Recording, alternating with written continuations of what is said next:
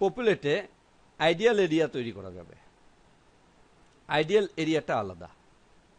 এটা হলো এই এরিয়ার মধ্যে পিপল একটা গ্রুপ আকারে দাঁড়িয়ে কথা বলবে। 3 ধরনের আইডিয়াল এরিয়া রয়েছে।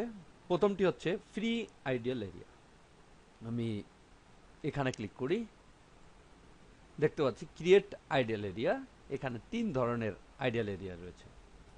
প্রথমটা হচ্ছে ক্রিয়েট ফ্রি আইডিয়াল এরিয়া, দ্বিতীয়টা হচ্ছে ক্রিয়েট রেক্ট্যাঙ্গেল আইডিয়াল এরিয়া এবং তৃতীয়টা হচ্ছে ক্রিয়েট সার্কেল আইডিয়া এরিয়া।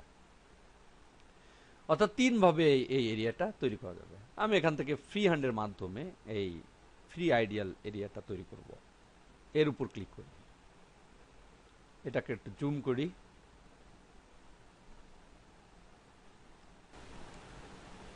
এবার এখান থেকে স্টার্ট করি, এখান থেকে নেই, এখান থেকে কিছুটা অংশ নিয়ে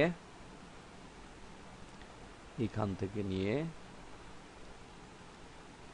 এভাবে এখানে নিয়ে ছেড়ে দিই। আঁকা হয়ে গেল। ডানে দেখতে পাচ্ছি আইডিয়াল এরিয়ার একটা রোল আউট রয়েছে এবং এখানে বেশ কয়েকটা প্যারামিটার রয়েছে।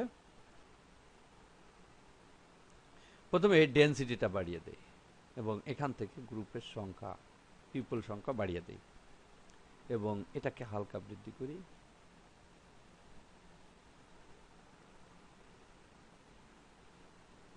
নিচের দিকে যাই, ফিমেলের সংখ্যা বৃদ্ধি করি এবং এখানে রাইট ক্লিক করি। তাহলে কমান্ড থেকে বের হয়ে গেলাম।